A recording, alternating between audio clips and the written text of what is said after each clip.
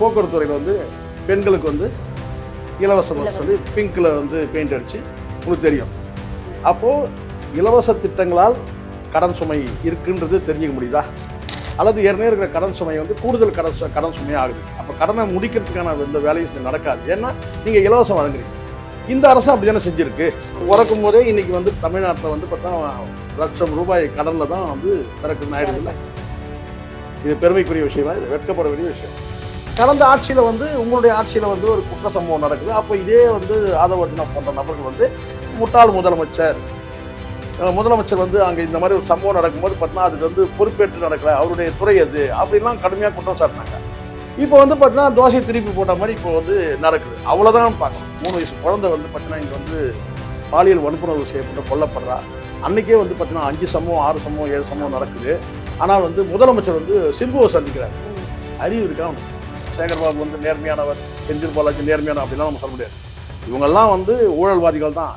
2 திராவிட கட்சிகளாம் எமத்திருடன் இருக்கிறாங்க, சந்தேகமே வேணாம். மனித புனிதர்கள். இவங்கெல்லாம் ஊழலே பண்ண மாட்டாங்க இப்போ நம்ம சொல்ல முடியாது. சரிங்களா? 1 மாசம் தான் ஆயிருக்கு. வானம் நேயர்களுக்கு வணக்கம். நாங்க தொகுப்பாளினி பத்மபிரியா. இன்னைக்கு நம்ம கூட நேர்காணலுக்காக மூத்த பத்திரிகையாளர் சேகுவா ஜெய்சங்கர் சார் இருக்காரு. சார் வணக்கம். வணக்கம். வணக்கம். அதாவது இப்ப பாத்தீங்கன்னா வந்து முதலமைச்சர் வந்து பதவி பிரமாணம் செய்யும் போதே வந்து சொல்லியிருப்பாரு, உங்களுக்காக வந்து வெள்ளை அறிக்கை வந்து விடுறேன் அப்படின்னு சொல்லியிருக்காரு இல்லையா? அதுல வந்து கடன் வந்து போக்குவரத்து மட்டும் மின்சாரத்துல வந்து ஏன் சார் இவ்வளோ ஒரு கடன் இருக்கு? நம்ம தனியா அப்படி கேட்க முடியாது. ஒட்டுமொத்த அந்த வருவாய், அந்த வருவாயில இழக்கக்கூடிய வட்டி, அந்த வட்டிக்கு காரணமான முதல், இப்படிதான் பார்க்க முடியும். இவங்க வெள்ளை அறிக்கை வெளியிடும் போது தனித்தனியா வந்து கொடுக்குறாங்க. இப்போ நீங்க கேட்டதுனால நான் சொல்றேன். இப்போ மின்சாரத்துல வந்து மானியம் வழங்கப்படுது. இலவசம் அல்லது மானியம் கூட எடுத்துங்களேன். அது ஒன்று இருக்கு. போக்குவரத்து துறையில கடந்த அரசு வந்து என்ன செஞ்சாங்கன்னா, நல்லா தெரியும் நஷ்டத்துல இயங்குதுன்னு தெரியும். ஏன் மின்சாரத்துறையே நஷ்டத்துல இயங்குதுன்னு தெரியும். போக்குவரத்து துறையில வந்து பெண்களுக்கு வந்து இலவசம் சொல்லி பிங்க்ல வந்து பெயிண்ட் அடிச்சு உங்களுக்கு தெரியும். அப்போ இலவச திட்டங்களால் கடன் சுமை இருக்குன்றது தெரிஞ்சுக்க முடியுதா? அல்லது ஏற்கனவே இருக்கிற கடன் சுமை வந்து கூடுதல் கடன் சுமை ஆகுது. அப்போ கடனை முடிக்கிறதுக்கான எந்த வேலையும் நடக்காது. ஏன்னா நீங்க இலவசம் வழங்குறீங்க. இந்த அரசு அப்படி தானே செஞ்சிருக்கு. நல்லா தெரியும் மொத்த கடன் எவ்வளோ இருக்குன்றது. இப்போ நீங்க 13 லட்சம் கோடின்றீங்க. ஏன்னா நமக்கு அறியப்பட்டது 10 லட்சம் கோடி. இப்போ 13 லட்சம் கோடின்னு நீங்களே சொல்றீங்க. அப்போ உங்களுக்கு வந்து பார்த்தீங்கன்னா இந்த தேர்தல் அறிக்கையில அல்லது வந்து பார்த்தீங்கன்னா மேடையில பேசும்போதுலாம் உங்களுக்கு நல்லா தெரியும் இந்த அரசுக்கு வந்து ஏற்கனவே இருக்க தமிழ்நாடு அரசுக்கு எவ்வளவு கடன் தொகை இருக்குன்னு தெரியும். அந்த கடன் தொகை எந்தெந்த துறையிலன்றது ஓரளவுக்கு உங்களுக்கு தெரிஞ்சிருக்கிறதுக்கு வாய்ப்பு இருக்கு. அப்படின்னாலும் வந்து மொத்த கடன் தொகையை வந்து 10 லட்சம் கோடி. இப்போ நீங்க ஆட்சிக்கு வந்த பிறகு அங்கே ஓப்பன் பண்ணி பார்க்கும்போது மொத்தமா வந்து 13 லட்சம் கோடி. ஆனால் நீங்க வந்து ஏற்கனவே வந்து நீங்க இலவச திட்டம் அறிவிச்சிருக்கீங்க. இன்னும் நீங்க அந்த திட்டங்களை விட்ரா பண்ணிக்கல. இலவச திட்டங்கள் நாங்க கொடுப்போம் தான் சொல்றீங்க. அப்போ இலவச திட்டங்கள் ஒரு முதன்மை காரணமாயிடுது. ஒரு பிரைமரி ரீசன் என்ன? இலவச திட்டங்களால் நீங்க எடுத்துக்கிட்ட நீங்க கேட்ட கேள்வி 2 துறை கேட்டீங்க. போக்குவரத்து துறை, மின்சாரம். 2 துறையிலுமே ஏற்கனவே கடன் இருக்கு. இப்போ நீங்க இந்த அரசுமே வரும்போது சொல்லியிருந்தாங்க, உங்களுக்கு வந்து எல்லா பஸ்ஸுமே நாங்க ஃப்ரீயா விடுறோம். அததான் நான் சொல்றேன். இப்போ புரியுதுங்களா? 13 லட்சம் கோடி அடுத்தது வந்து பாத்தீங்கன்னா 30 லட்சம் கோடி கடன் ஆயிடும். அப்படிதான் நம்ம எடுத்துக்க முடியும். ஏன்னா இங்க இலவச திட்டங்களை நீங்க அறிவிக்கிறீங்கன்னு சொன்னா அது செழிப்பா இருந்தா நீங்க சொன்னாலும் பரவாயில்ல. இது ஒரு கவர்ச்சிக்காக மட்டும் தான். அப்படி இல்ல, கவர்ச்சிக்காக இல்ல. ஸ்ட்ரைட்டா சொல்லுங்க. திமுக அரசு பண்ணாலும் ஒண்ணுதான், தாவேக்கா அரசு பண்ணாலும். ஏன்னா இப்ப முதலமைச்சரா ஒருத்தங்க வரப்போறாரு அப்படின்ட்டு, ஏன்னா புதுசா வராரு, நிறைய ரிசர்ச் பண்ணிருப்பாரு, கண்டிப்பா வந்து பல இதுல இருந்து ரெஃபரன்ஸ் எடுத்திருப்பாரு. சோ அவருக்கு யாராவது சொல்லலையா சார் இதெல்லாம் வந்து கொள்கையா சீக்கிரீங்களே, இதெல்லாம் வந்து பண்ண முடியாது. ஏன்னா வந்து ஓட்டு போடுற நம்மளே வந்து கணிக்கிறோம் இது வந்து போட முடியும், இதெல்லாம் சாத்தியமே இல்லைன்ட்டு எளிய மக்களே சொல்றாங்க. முதலமைச்சர் கூட வந்து இருக்கிறவங்க யாருமே அவரை கைட் பண்ணலையா? அப்படி கிடையாது. எல்லாரும் சொன்னாலும் கூட ஏன் இப்ப இந்த அரசு மட்டுமே நம்ம எடுத்து கடந்த அரசு நான் கேட்கிறேன். கடந்த அரசுக்கு தெரியாதா போக்குவரத்து துறையில வந்து இவ்வளவு கடன் இருக்குன்னு சொல்லி? மின்சாரத்துறையில இவ்வளவு இருக்குன்னு தெரியாதா? ஆனாலும் இலவசங்களை வந்து கொடுத்து அந்த மக்களை வந்து கவர்னு இருக்கு. இப்போ அவங்க வந்து 1 மடங்கு பண்ணா இவங்க 10 மடங்கு பண்றாங்க சொல்லிட முடியாது. நம்ம அவங்க வந்து 500 குடுக்குறேன்றாங்க, இவங்க 2500. அதுதான் இப்போ அதிமுக வந்தாலும் அதான நிலை. எந்த அரசு வந்தாலும் இலவசங்கள் மூலமா வந்து மக்கள்கிட்ட வாக்கு பெறணும்னு இருக்கு. இப்ப 2 பிரச்சனை இருக்கு. 2 வந்து பார்த்தீங்கன்னா செக். இவங்களுக்கு யாருக்கு ஆளுங்கட்சிகளுக்கு. ஆளுங்கட்சி. என்னன்னா ஒண்ணு வந்து சட்டமன்ற தேர்தலில் வாக்குறுதிகள் கொடுத்துட்டு வந்துட்டாங்க. இப்போ அது வாக்குறுதிகள் நிறைவேற்றணும். ஏன் நிறைவேற்றணும்? சீக்கிரமே நிறைவேற்றணும். ஆனா 2 வருஷம் நிறைவேற்றணும். காரணம் என்ன கேட்டா பார்லிமெண்ட் எலெக்ஷன் வருது, உள்ளாட்சி தேர்தல் வருது. அப்போ இந்த தேர்தலில் வெற்றி பெறணும்னா இப்போ வாக்கு கொடுத்தபடி வந்து வாக்கு பார்த்தீங்கன்னா நம்ம இலவச திட்டங்களை நம்ம வந்து நிறைவு செஞ்சாங்க. செய்யணும். அப்போ என்ன பண்ணலாம்? உடனடியாக பணம் இல்லை, வேர்ல்டு பேங்க்ல கடனை வாங்கு இல்லையா? ம். மத்திய அரசு வந்து பார்த்தீங்கன்னா வந்து நிதி கொடுத்தப்பா நீங்க இலவச திட்டங்கள்லாம் மத்திய அரசு கொடுக்குமா சொல்லுங்க? அப்போ இங்க இருக்கிற வருவாய் வந்து இந்த அரசுக்கே உள்ள வருவாயில வந்து பார்த்தீங்கன்னா எட்டாது இந்த இலவச திட்டங்கள். அப்போ என்ன செய்யலாம்? நீங்க நாம் தமிழர் கட்சி போல வந்து தற்சார்பு பொருளாதாரத்தை நோக்கி நீங்க நகர மாட்டீங்க. ஏன்னா அது உங்க கொள்கையிலேயே இல்லை. ம். உங்க கொள்கையிலேயோ சித்தாந்தத்திலேயோ வந்து தற்சார்பு பொருளாதாரம்னு ஒன்று கிடையாது. அப்போ நீங்க நம்பி இருக்கிறதுலாம் டாஸ்மாக் இல்ல அரசுக்கு வரக்கூடிய வந்து வரி, அதை கடந்து என்ன மத்திய அரசு கொடுக்குற சொற்ப நிதி, இதை கடந்து உலக வங்கியில கடன், உள்கட்டமைப்பை வந்து மேம்படுத்தணுமா அதுக்கு கடன், இலவச திட்டங்களை வந்து மேம்படுத்தணுமா நிறைவேற்றணுமா அதுக்கு கடன். கடன். இப்படி கடன் தான் இருக்கு. அதனால தான் கடனை நம்பி தான் இந்த அரசே. இப்போ இன்னைக்கு எல்லா மனிதர்கிட்ட நான் தமிழ்நாட்டில் இருக்கக்கூடிய அத்தனை மனிதர்களுக்கு தலையிலையும் எவ்வளோ இருக்கு? இன்னைக்கு ஒரு குழந்தை ஒரு பிறந்துச்சுன்னா கூட அது தலையில வந்து பார்த்தீங்கன்னா 1 லட்சம், 1 லட்சம் சொச்சம். சொச்சம். சரிங்களா? ம். இவங்க வந்து 10 லட்சம்னாங்க, இவங்க வந்து 13 லட்சம்ன்றது இப்போ வந்து கண்டுபிடிச்சிருக்காங்க. நேற்றைக்கு தான் வெள்ளை அறிக்கையில 13 லட்சம். ஒரு அப்போ ஒரு தனி ஒரு மனிதனுக்கும் அப்படின்னு குழந்தை சொல்லி பிறக்கும் போதே இன்னைக்கு வந்து தமிழ்நாட்டில் வந்து பார்த்தா லட்சம் ரூபாய் கடன்ல தான் வந்து பிறக்குதுன்னு ஆயிடுதுல்ல. பிறகு இது பெருமைக்குரிய விஷயமா? இது வெட்கப்பட வேண்டிய விஷயம். வெட்கம். அதுக்கு யார் காரணம்? நம்ம தாவேகா அரசு இன்னைக்கு இந்த அரசை காரணம் சொல்றோம். இந்த அரசு வந்து இலவச திட்டங்களை அறிவிக்கலைன்னா சொல்லலாம், பாராட்டலாம். ம். இந்த அரசு வந்து இந்த 13 லட்சம் கோடி கடனை கண்டுபிடிச்சிருக்காங்க, இவங்க எப்படி இதை அடைப்பாங்க? ம். எப்படி அடைக்க முடியும்? அடைக்க முடியும். நீங்க இதை தாண்டி நீங்க என்ன இந்த மாதிரி நிலைமை இருக்கிறதெல்லாம் நீங்க உணர்ந்தே நீங்க என்ன செஞ்சிட்டீங்க? தமிழ்நாடு முழுவதுக்கும் நாங்க வந்து பஸ் இலவசம் ஆமா. இல்லையா? அப்போ ஒரு பிளைண்டா தானே நீங்க வந்து இதை ஆட்சி பிடிக்கணுன்றதுக்காக சொல்லப்பட்ட விஷயம் தானே. தாய்மாமன் இன்னும் எவ்வளவு இருக்கு? தாய்மாமன் தாய்மாமன் சீர் சீர் இருக்கு, இருக்கு. அண்ணன் சீர் இருக்கு, அதுக்கப்புறம் 6 சிலிண்டர் இருக்கு. சிலிண்டர். அப்போ இதெல்லாம் வந்து நிறைவேற்றுறதுல கண்டிப்பா ஒரு பின்னடைவு இருக்கு. இப்போ என்ன செய்யலாம் வந்து பார்த்தீங்கன்னா வந்து உடனடியா இந்த பயிர் கடன் விஷயத்துல வந்து 50,000 ஸ்லாப் வந்து இப்போ 75,000 ஆயிருக்கு. ஆனா சொல்லப்பட்டது என்ன? வாக்குறுதி கொடுத்தது என்ன? 5 ஏக்கருக்கு கீழே உள்ளவங்களுக்குன்னு ம். அந்த ஸ்லாப் எடுத்துட்டாங்க. ஸோ வந்து 5 ஏக்கர்ன்றதை வந்து எவ்வளோ எவ்வளோ வந்து நிலம்ன்றதை வந்து பார்த்தீங்கன்னா இப்போ வந்து விட்டுட்டாங்க. இப்போ அமௌண்ட் வந்து ஸ்லாப் வைக்கிறாங்க. 50,000 இருந்து இப்போ 75,000 ஆயிருக்கு. ம். ஆனா சொல்லப்பட்டது என்ன? சராசரியா வந்து பார்த்தீங்கன்னா ஒரு 2 லட்சத்துலேருந்து 2 லட்சம் ரூபாய் வந்து கடன் வந்து நீங்க இருக்கு. வந்து பார்த்தீங்கன்னா அந்த தள்ளுபடி பண்ணணும். ஆனா இப்போ நீங்க வந்து அந்த 5 ஏக்கர் அந்த ஸ்லாப் கிட்ட போக முடியாது. இங்க வந்து பார்த்தீங்கன்னா வந்து எவ்வளோ அமௌண்ட்? ஒரு 50,000, ஒரு 75,000. ஆனால் இன்னும் வந்து 3 மடங்கு நீங்க வந்து தள்ளுபடி பண்ணணும். ஸோ இந்த மாதிரி அரசுக்கு வந்து அதுதான் இங்க சொல்றது. வாக்குக்காக வந்து நீங்க வந்து இலவச திட்டங்களை அறிவிக்கிறீங்க. அது வந்து பார்த்தீங்கன்னா இது இது ஒரு படி மேல போய் இதுல என்ன ஒரு வேடிக்கைன்னா, இதுக்கு பிறகு நீங்க என்ன செய்றீங்கன்னு கேட்டீங்கன்னா, இந்த இலவச திட்டங்கள்லாம் குடுத்துட்டு, அதுக்கான வந்து நிதி இதுல வந்து ஏதாவது கம்மி பண்ண வாய்ப்பு இருக்கா? அதெல்லாம் கம்மி பண்ணா ஏன்னா ஓட்டு இப்போ போயிடும். வெள்ளை ஓட்டு அறிக்கை கம்மியாயிரும் பரவாயில்லையா? இல்ல வெள்ளை அறிக்கை வர வந்திருக்கு. அதெல்லாம் நீங்க வெள்ளை கடன் அறிக்கைலாம் கிடையாது, வெள்ளை அறிக்கை பணமும் கிடையாது, கஜானாவும் கரெக்ட். இல்லைன்றாங்க. சோ இவரு சொன்ன வாக்குறுதியை செய்யறதுக்கு வந்து அதுதான் நீங்க இதுல ஏதாவது ஒண்ணு வாபஸ் வாங்கிக்கிறதுக்காக வாய்ப்பே கிடையாது. வாபஸ்லாம் வராது. தள்ளி ஒண்ணா போடலாம். தள்ளி அவரு சொன்ன அந்த 6 மாசம் மாதிரி 6 இன்னும் மாசத்துல கொஞ்சம் இருந்து 1 வருஷம் வந்து தள்ளி. அதனால தான் தள்ளி நான் போடலாம். இதுக்கு முன்னாடி ஒரு தடவை பேசும்போது சொன்னேன். ம். இந்த 6 மாதம் என்பது 1 மாதம் ஓடி போயிடுச்சு. ஓகே. இப்ப 5 மாசம் தான் இருக்கு. ம். இது நடக்காது. இந்த இந்த வருஷம் அப்ப வந்து அவர் சொன்ன எந்த வாக்குறுதியுமே எதிர்பார்க்க எந்த முடியாது. வாக்குறுதின்றதை விட குறிப்பிட்டு ஒரே ஒரு வாக்குறுதியை நிறைவேற்றலாம் இவங்களுக்கு வாக்கு சேதாரமாகும். ம். அந்த குடும்ப தலைவிகளுக்கான அந்த 2,500 2,500 அதை நிறைவேற்றத்துக்கு இது முயற்சி வந்து எடுப்பாங்க. அவருடைய பர்த்டே அன்னைக்கு பண்ண போறதா சொல்றாங்க. அது சொல்றாங்கம்மா. பட் உண்மையா சார்? அது வரட்டும். அது நம்ம அறிவிக்காம சொல்ல முடியாது. இதெல்லாம் வந்து ஊடகத்துல வரக்கூடிய செய்திகள். ஓகே. அது நடந்தாதான் முடியும். நம்ம வந்து அறிவிக்க முடியாதுல்ல. ஆமா. 2,500 ரூபாய் வந்து இவர் கொடுத்தாருனா தான் அடுத்த தேர்தல். இப்ப இடைத்தேர்தல் ஒன்று சிக்கல் இருக்குல்ல. ம். நீங்க ஏதோ பாராளுமன்ற தேர்தல்னா இன்னும் 2 வருஷம் இருக்குப்பா பெருமூச்சு விடலாம். அல்லது வந்து பாத்தீங்கன்னா வந்து உள்ளாட்சி தேர்தல்னா பரவாயில்ல, இன்னும் ஒரு ஒரு ஒரு 8 மாசம் இருக்கு, தள்ளி போடலாம். இதெல்லாம் வந்து சொல்லலாம். ம். ஆனா இப்போ வந்து உடனடியா வந்து பை எலெக்ஷன் இருக்கு.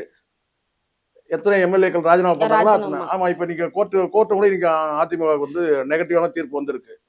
என்னன்னா வந்து தேர்தலை வந்து இடைத்தேர்தலாம் வந்து தடுத்து நிறுத்த இடைத்தேர்தல். முடியாது. அப்ப இடைத்தேர்தல் வர்றதுக்கான வாய்ப்பு வாய்ப்புகள் இருக்கு. அதிகமாவே இருக்கு. ஆமா, அந்த இடைத்தேர்தல்ல வந்து வெற்றி அடையணும்ல. ஆமா. அப்ப என்ன செய்யணும்? ஏதாவது ஒரு ஸ்கீம் நிறைவேற்றினா தான் குறுகிய காலத்துல எப்படி சார் இது? அது அவர் எப்படிலாம் சொன்னது கிடையாது. எல்லாமே ஆனா நீங்க பண்ணணும். அறிவிச்சாச்சு. ஃபண்ட் வந்து பார்த்தீங்கன்னா, நீங்க வந்து வேர்ல்டு பேங்க்ல கடன் வாங்குங்க. ம். அல்லது வந்து மத்திய அரசுகிட்ட கேளுங்க. ஏதோ ஒண்ணு பண்ணுங்க. ஆனா ஏதாவது ஒண்ணு நிறைவேற்றினா தான் வாக்கு கிடைக்கும். இடைத்தேர்தலுக்குள்ள நம்ம வந்து ஏதாவது ஏதாவது ஒண்ணு ஒரு பண்ணி ஆகணும். ஸ்கீம் பண்ணாதான் மக்கள் மத்தியில வந்து ஆமா, நிலைக்க முடியுன்றீங்களா? ஆமா. இல்லன்னா வந்து வெற்றி எதிர்பார்க்க முடியாது. ம். எதுவுமே இப்ப சொல்லுவாங்கல்ல, ம். எந்த கோரிக்கையுமே இவர் வந்து நிறைவேற்றணும்னு சொல்லி பிரச்சாரத்துல வந்து வந்து மேற்கொள்வாங்க. ம். அப்ப இது நெகட்டிவ் ஆகும்ல. ஆமா. அதனால என்ன செய்வாங்கன்னா, இந்த ஏதாவது ஒண்ணு வந்து நிறைவேற்றுவோம் நம்ம அப்படின்னு சொல்லிட்டு, இந்த 2500 அறிவிக்கிறதுக்கான வாய்ப்பு இருக்கு. ஓகே. ஆனால் இது எல்லாம் நீங்க பண்ணாலும் கூட, இத எப்படி திருப்பி ரிட்டர்ன் அடிப்பீங்க? இப்ப சீமான் அவர்கள் ஏற்கனவே சொல்லுவார்ல, ஆ. இத மக்கள்கிட்ட குடுத்துட்டு, மக்கள்கிட்ட இருந்தா நீங்க திருப்பி எப்படி பெறுவ? இந்த இந்த அமௌண்ட் வந்து நீங்க வந்து குடுத்துறீங்க. இலவசத்துக்கா இருக்கு. இத எப்படி மக்கள்கிட்ட இருந்து கலெக்ட் பண்ணுவீங்கன்னு சொன்னா, வரி மூலமா கலெக்ட் பண்ணுவீங்க. இதுக்கு எதுக்கு? இதுதான் சொல்லுவாங்க. இந்த பருத்தி மூட்டை குடோன்லயே இருக்கலாம். இருக்கலாம். நீங்க இலவசம் குடுத்துட்டு, அதுக்கப்புறம் ஒவ்வொருத்தர் தலையிலயும் வந்து கடன் சுமைய எதுக்கு? இதுக்கு பருத்தி மூட்டை குடோன்ல சராசரி இருக்கலாம். சாதாரண ஏழை எளிய மக்கள் யாருமே ஒரு ரூ. 5000 கடன் வாங்குறோம்னா, 1000 யோசனை பண்ணணும். இந்த கடனை எப்படி அடைக்கிறது? ம். அப்படி யோசனை இருக்கு. இன்னைக்கு எல்லா மக்கள் மத்திய தலையிலயும் ரூ. 1,00,000 கடன்ல இருக்குது. அப்போ இந்த 1,00,000 இது எப்படி நீங்க கலெக்ட் பண்ணுவீங்க? இந்த 1,00,000 வந்து பார்த்தீங்கன்னா வந்து கடன்ல இருக்குது. ஆமா. கடன்ல இருக்கிற மக்கள்கிட்ட வந்து பார்த்தீங்கன்னா, கடன வாங்கி, அவன் தலையில கடன வந்து தலையில கட்டிட்டு, சுமை மேல அதுக்கப்புறம் சுமை எப்படி மட்டும் வசூல் தான் பண்ணீங்கன்னா, அவங்ககிட்டயே ஏத்துறாங்க வரி இல்லையா? மூலமா வசூல் பண்ணீங்க. அப்ப இது எவ்வளவு ஒரு கேலி கூத்தான விஷயம். ம். இதே மக்கள்கிட்ட தான் நீங்க கலெக்ட் பண்ணி ஆகணும். ஸோ அதனால தான் இலவச திட்டங்கள் வந்து தேவையில்ல. ஆக்கப்பூர்வமான திட்டங்கள் வந்து அறிவிக்கணும். ஆனால் வாக்கு பெறுவதற்காக இத பண்றாங்க. சரி. இப்ப பாத்தீங்கன்னா வந்து நாட்டுல வந்து 10ற்கும் மேற்பட்ட வந்து பாலியல் வன்கொடுமை நடந்துட்டு இருக்கு. சின்ன பசங்க 3 வயசு சிறுமிய கூட இந்த நாட்டுல விட்டு வைக்கல. அந்த அளவுக்கு வந்து பாதிப்பு ஏற்பட்டுட்டு இருக்கு. இந்த நிலையில வந்து அந்த வெள்ளை அறிக்கைய வந்து வெளியிட்டிருக்கான்னு வந்து இத மறைக்கணும் அப்படின்றதுக்காக வந்து நம்ம திமுக காரங்க சொல்றாங்க. வெள்ளை அறிக்கைக்கு வாய் தொறக்கிறாரு. ஏன் வந்து பாலியல் வன்கொடுமைக்கு வந்து முதல்வர் வந்து வாய தொறக்க மாட்றாருன்னு கேக்குறாங்க இல்ல சார். இந்த இடத்துல ஒரு விஷயம் நல்லா புரிஞ்சுங்க. நம்ம வந்து ரொம்ப நேர்மையான நியாய பார்வையில பார்க்கணும். இந்த இடத்துல ஒரு குற்றம் நடக்குது. அந்த குற்றத்துக்கு காரணமான நபர வந்து உடனடியா கைது செய்றாங்க. நீங்க சொல்லக்கூடிய அந்த 3 வயது குழந்தைய வந்து குழந்தை. பாலியல் பலாத்காரம். பொதுமக்களே உடனடியா பிடிக்கிறாங்க. அவன அடிச்சு வந்து பார்த்தீங்கன்னா, காவல்துறையிட்ட ஒப்படைக்கிறாங்க. காவல்துறை வந்து அவன் வழக்கு பதிவு பண்றாங்க. அவன்கிட்ட ஸ்டேட்மெண்ட் வாங்குறாங்க. ம். ஸோ கன்ஃபெஷன் ஸ்டேட்மெண்ட் வாங்கி அவன வந்து சிறையில தள்ளுறாங்க. இது எல்லாமே வந்து நடக்குது. அப்போ இந்த இடத்துல முதலமைச்சர் வந்து அ வெள்ளை அறிக்கை வெளியிடுறது அந்த வேலையில இருந்தாங்க. வெள்ளை அறிக்கை வெளியிடுறது ஒரு நாள்ல ரெடி பண்ணக்கூடிய விஷயம் இது கிடையாது. இது வந்து கொஞ்சம் பொறுப்பா யோசிச்சு பார்த்தீங்கன்னா, நான் சொல்றது புரியும். இது சொன்னா நான் வந்து இத முட்டுக் குடுக்குறேன்னு நினைக்கக்கூடாது. இந்த வெள்ளை அறிக்கைன்றது வந்து ஒரு நாள்ல வெளியிடக்கூடிய விஷயம் கிடையாது. கிட்டத்தட்ட வந்து எப்போ வந்தா ஆட்சிய வந்து அமைஞ்சாங்கன்னா, நிதித்துறை அந்த வேலைய செய்யுது. செய்து இன்னைக்கு தேதிக்கு வந்து அத வெளியிடணும்னு ஒரு முடிவு பண்றாங்க. ஆல்ரெடி அந்த அவங்க ஃபிக்ஸ் பண்ணி ஃபிக்ஸ் வச்சிருக்காங்க பண்ண இந்த ஒரு டேட். தேதியில. ஃபிக்ஸ் பண்ண ஓகே. ஒரு டேட்.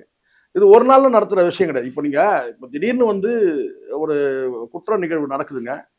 ஆனா வந்து அந்த இடத்துல வந்து பார்த்தீங்கன்னா, அவர் வந்து முதலமைச்சர் வந்து இந்த ஒரு நிகழ்ச்சியில போயிட்டு வந்து பார்த்தீங்கன்னா, ஒரு கேளிக்கை நிகழ்ச்சியில போய் உட்கார்ந்து கலந்துக்கிட்டாருங்கன்னு நீங்க சொன்னீங்கன்னா, ம். அப்ப சொல்லலாம். ம். என்னங்க ஒரு பொறுப்பற்ற முதல்வர் அப்படி சொல்லலாம். ஆனால் இது வந்து ஃபினான்ஸ் மினிஸ்ட்ரி வந்து அத முடிவு பண்ணி வெள்ளை அறிக்கை வந்து அவங்க வெளியிடுறாங்க. ஸோ இது வேற நிகழ்வு, சம்பவம். முதலமைச்சர் கூட அதுல போய் பங்கேற்கல. நீங்க முதலமைச்சர் பங்கேற்றா கூட நீங்க சொல்லலாம். அந்த அரசு வந்து அந்த நிதித்துறை வந்து பார்த்தீங்கன்னா, அந்த வேலைய செய்யுது. இந்த குற்ற நிகழ்வு வந்து பார்த்தீங்கன்னா, முதலமைச்சருடைய துறை சார்ந்த நடவடிக்கை தான். நான் இல்ல துறை சார்ந்த ஒரு விஷயம். ஒரு சம்பவம். ஓகே. அப்போ உள்ளபடியே வந்து பார்த்தீங்கன்னா, முதலமைச்சர் வந்து நடவடிக்கையே எடுக்கல. குற்றவாளி தப்பிச்சுட்டான்னு சொன்னா கூட நீங்க ப்ளேம் பண்ணலாம். அதனால குற்றவாளி வந்து உடனே வந்து அவன வந்து பிடிக்கிறாங்க. பொதுமக்களே அத கொண்டு போய் அவன ஹேண்ட் ஓவர் பண்றாங்க. காவல்துறை அந்த வேலைய செஞ்சுட்டே இருக்கும்போது, இப்ப இதுல வந்து நீங்க வந்து குற்றம் சாட்டணும்ன்றதுக்காக நீங்க பண்றீங்க.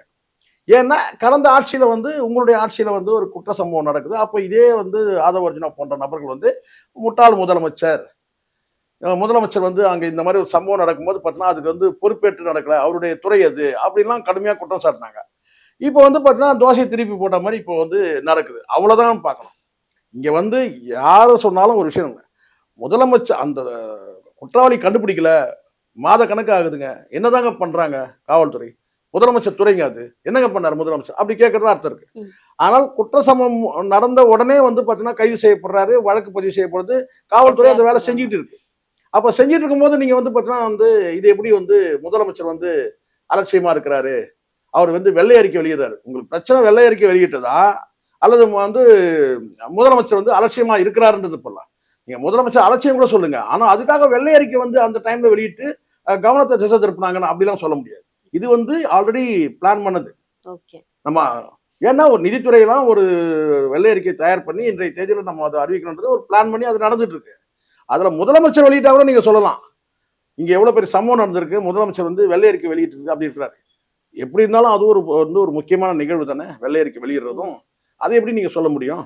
இல்ல கரெக்ட்டா இந்த டைம்ல வந்து இது அதெல்லாம் ஆளுங்க பாருங்க, பண்ணிருக்காங்களே அப்படின்னு எதிர்க்கட்சிகள் வந்து இப்போ இந்த ஆளு அவன் பேர் என்ன, அந்த செந்தில் வேல்னு இருக்கான்ல, அந்த டிஎம்கே சொம்புன்னும் போது இல்ல இல்ல வாண்டடா வந்து வண்டியில ஏறி அண்டான்னு சொல்லி சொன்னவன், ம். அவன் என்ன சொல்றான்னு கேட்டீங்கன்னா, சிம்பு வந்து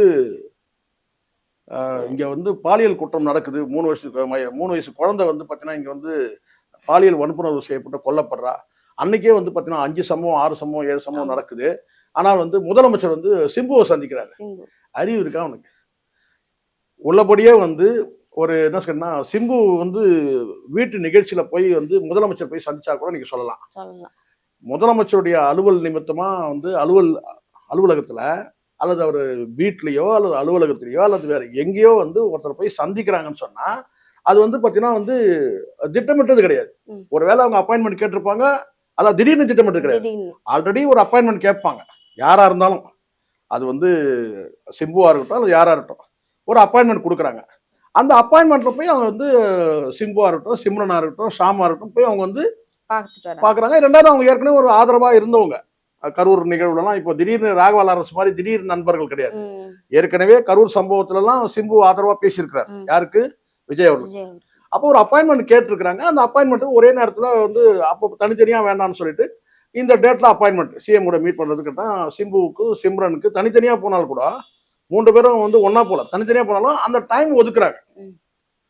அப்ப அந்த அந்த டைம் படி அவர் போய் மீட் பண்றாரு. அப்ப இந்த சம்பவம் வந்து பார்த்தீங்கன்னா, குற்ற நிகழ்வு சம்பவம் தனி. சிஎம் உடைய அந்த அலுவல் நிகழ்வுன்றது தனி. அவன் எப்படி கனெக்ட் பண்றான்னா, இங்க பாலியல் வன்புணர்வு வந்து நடந்துட்டு. சம்பவம் நடக்கும்போது சிஎம் பொறுப்பே இல்லாம சிம்புவையும் சிம்பு. சிம்ரனையும் சந்திக்கிறாருன்றான். இதுக்கு நீங்க என்ன சொல்லுவீங்க? அவனை அவனை என்ன நீங்க என்ன சொல்லுவீங்க நீங்க? இது நியாயமா இது? சரியா இது? இல்ல. அந்த நிகழ்வு வேற. இந்த நிகழ்வு வேற. அப்படி பார்த்தா எத்தனையோ நிகழ்வு வந்து பாலியல் குற்ற நிகழ்வுகள் வந்து திமுக ஆட்சி நடந்திருக்கு. அப்ப ஸ்டாலின் எங்கெல்லாம் இருந்தாரு சொல்ல முடியுமா நீங்க? ம்ஹ்ம். அப்ப நடிகர்ல சந்திச்சா அது வந்து அது கேவலமா? நான் கேட்கிறேன். ஆனா இந்த நடிகர்களும் அரசு வந்ததுல நடிகர்களும் இருந்து வந்து நடிகர்களும் வந்து பாத்தீங்கன்னா சக மனிதர்கள் தாம்மா. அது தொழிலதிபர்களா இருக்கட்டும், அல்லது ஒரு மரியாதை நிமித்தமா ஒருத்தர் சந்திக்கிறதுக்கு போறாங்க. நீங்க வந்து அதை எப்படி கேளிக்கையா எடுத்துப்பீங்க? நடிகர் சிம்பு வந்து சந்திக்கிறாரு விஜய். இங்க பாலியல் குற்றம் நடக்குது. பாலியல் குற்ற நிகழ்வு, அதுக்கான நடவடிக்கைகள் எல்லாம் எடுத்துட்டு இருக்காங்க. எந்த இடத்துலயும் வந்து குற்றவாளி தப்பிக்கப்பட்டு கண்டுபிடிக்க முடியாமலாம் கிடையாது. இது வந்து பாத்தீங்கன்னா வந்து ஒரு பாலியல் குற்றத்தை வந்து பாத்தீங்கன்னா வந்து பிரிவென்ட் பண்றது முடியாது. குற்றம் நடந்துடுது. அதுக்கு பிறகு வந்து பாத்தீங்கன்னா அதை கண்டுபிடிச்சு சிறைப்படுத்துறாங்க. இது வந்து பாத்தீங்கன்னா ஒவ்வொரு மனிதருக்கு பின்னாடியும் வந்து ஒரு போலீஸ் கிடையாது. குற்றம் நடக்குது. அந்த குற்றத்துக்கு வந்து பாத்தீங்கன்னா வந்து வேக வேகமா வந்து கண்டுபிடிச்சு அந்த சிறைப்படுத்துற நடவடிக்கைகள் நடந்துட்டு தான் இருக்கு. கடந்த வந்து திமுக ஆட்சியில அதுதான் நடந்தது. இங்க மிகப்பெரிய ஒரு மதம் மோதல் நடக்குது. மத கலவரம் நடக்குது. சாதி கலவரம் நடக்குது. 2 கோஷ்டிகளுக்குள்ள சண்டை நடக்குது. ஒரு சோசியல் கிரைம்ன்றது அதாவது ஒரு பப்ளிக் பிளேஸ்ல திடீர்னு ஒரு கிரைம் நடக்குது. 2 ரவுடிகளுக்குள்ள அடிச்சுக்கிறாங்க. ஒரு 2 கொலை குற்றவாளிகளுக்குள்ள ஒருத்தர் அடிச்சுக்கிறாங்கன்னா, இதெல்லாம் வந்து உளவுத்துறை கண்காணிப்புல இருக்கும். ஆனால் திடீர்னு வந்து பாத்தீங்கன்னா ஒரு குழந்தை வந்து அவங்க கூட்டத்துல இருக்கிற அந்த வட இந்தியர்கள் வாழக்கூடிய அந்த பகுதியிலிருந்தே வந்து அந்த குற்றவாளி ஒருத்தன் வந்து அந்த குழந்தையை கொண்டு போயிட்டு வந்து பண்றான்னு சொன்னா, அது உடனடியா வந்து மக்களே வந்து அதை வந்து கண்டுபிடிக்கிறாங்க. உடனே போலீஸ் போய் அங்க அவனை வந்து மீட்டு கொண்டு போய் அவனை சிறைப்படுத்துற நடவடிக்கை எடுக்கிறாங்க. இதுல எங்க வந்து நீங்க அலட்சியம்னு சொல்ல முடியும்? காவல்துறை எங்க இதுல அலட்சியமா இருந்தாங்க? எங்க வந்து காவல்துறை வந்து இங்க மிஸ் பண்ணாங்க நடவடிக்கை எடுக்காம எங்க? அப்போ அரசியல் காரணத்துக்காக போற போக்குல சொல்ல முடியாது. இப்போ செந்தில்வேல் வந்து பாத்தீங்கன்னா வேற வழி கிடையாது. அவங்க வந்து ஜீவனம் நடத்தி ஆகணும். இது இப்படிதான் பேசிதான் ஜீவனம் நடத்தணும். இந்த வெள்ளை அறிக்கை வந்தது இல்லையா? இதுல வந்து செந்தில் பாலாஜி, அதுக்கப்புறம் வந்து சேகர் பாபு இவங்கலாம் கைதாவாங்க அப்படின்றாங்க. அது அது நம்ம நடக்க வாய்ப்பு இருக்கா? வதந்திகளுக்கு பதில் சொல்ல முடியாதுமா. நம்ம யூகத்துல நமக்கு வந்து பாத்தீங்கன்னா நமக்கு வந்து நம்ம விருப்பம்லாம் அது கிடையாது. ம். தவறு செய்திருந்தா போக வேண்டியதுதான். இதுல என்ன இருக்கு? அது எந்த ஆட்சியா இவனும் பெரிய இருந்தாலும் அப்பட்டக்கறிவு அவங்களுக்கான தண்டனை கொடுப்பாங்களா? அது நம்ம சொல்ல முடியாது. இந்த பல அரசுகள் நம்ம அப்படிதான் நம்பி ஏமாந்தோம். ஐயோ இவங்க வந்துட்டாங்க, இவங்க நடவடிக்கை எடுத்துருவாங்க அப்படின்னு சொல்லி அப்படிதான் நம்ம எதிர்பார்த்தோம். ஆமா. கடந்த திமுக அரசு என்ன செஞ்சு அதிமுக அதாவது எடப்பாடி பழனிசாமி மீதோ அல்லது அந்த கட்சியை சார்ந்தவங்க மீது ஏதாவது நடவடிக்கை எடுத்தாங்களா? நீங்க சொல்லுங்க. இல்ல. திமுக 2021 வந்த உடனே கடந்த 5 ஆண்டு காலத்துல அதிமுக ஆட்சியில் செய்த ஊழல்வாதிகள் தான் அங்க சிறைப்படுத்த ஏதாவது நடவடிக்கை எடுத்தாங்களா? கிடையவே கிடையாது. இதெல்லாம் நம்ம எதிர்பார்த்து அப்படியே வழக்கு பதிவு செய்து கூட பார்த்தீங்கன்னா எந்த வழக்குலையும் யாரும் தண்டிக்கப்பட்ட மாதிரிலாம் செய்தி இல்லை. அவன் பார்த்த வரைக்கும் 1, 2 வேணா இருக்கலாம். ஒரு சிலர் சிறை போனாங்க, அதுக்கப்புறம் சிறையில் அப்பீல்ல வெளியே வந்துட்டாங்க. இதெல்லாம் நம்ம பார்த்துட்டு தான் இருக்கிறோம். ஆனால் இங்க இந்த டிவிக்கு அரசு இனிமேல் என்ன பண்ண போகுதுன்னு இனிமேல் பார்த்தா தான் தெரியும். அதில் யூகத்தில் செந்தில் பாலாஜி சேகர் பாபுலாம் புரியுது, உங்களுடைய ஆர்வம் புரியுது எனக்கு. அவங்களெல்லாம் சிறையில் போட்டால் நல்லா இருக்குன்னு விரும்புறீங்க அதானே. ஆனா எனக்கு அதுல இவங்க பண்ணட்டும், அப்புறம் அதை பத்தி பேசலாம். ஆனால் சந்தேகம் ஒன்றும் கிடையாது. இவங்க எல்லாம் திமுக ஆட்சின்றதுனா அப்படியே புனிதமானவர்கள். சேகர் பாபு நேர்மையானவர், செந்தில் பாலாஜி நேர்மையான அப்படிலாம் நம்ம சொல்ல முடியாது. இவங்கெல்லாம் ஊழல்வாதிகள் தான். 2 திராவிட கட்சிகளும் எமத்திருடன் இருக்கிறாங்க, சந்தேகமே வேணாம். இப்ப 3வதா இவங்க வந்திருக்கிறாங்க. இவங்க எப்படி இருக்கிறாங்கன்றதை இனிமே தானே பார்க்க போறோம். நம்ம உடனே பார்த்தீங்கன்னா இவங்க எல்லாம் புனிதர்கள், இவங்க மனித புனிதர்கள், இவங்க எல்லாம் ஊழலே பண்ண மாட்டாங்க இப்ப நம்ம சொல்ல முடியாது. சரிங்களா? 1 மாசம் தான் ஆயிருக்கு. இன்னும் 5 வருஷம் இருக்குது. அப்பதான் தெரிய வரும் இவங்க உள்முறையா நடவடிக்கை எடுக்கிறாங்களா, இல்ல அவங்க ஏற்கனவே போட்ட சிண்டிகேட் போட்ட மாதிரி இவங்களும் சிண்டிகேட் போடுறாங்களான்றது இனிமே தானே தெரிய வரும்.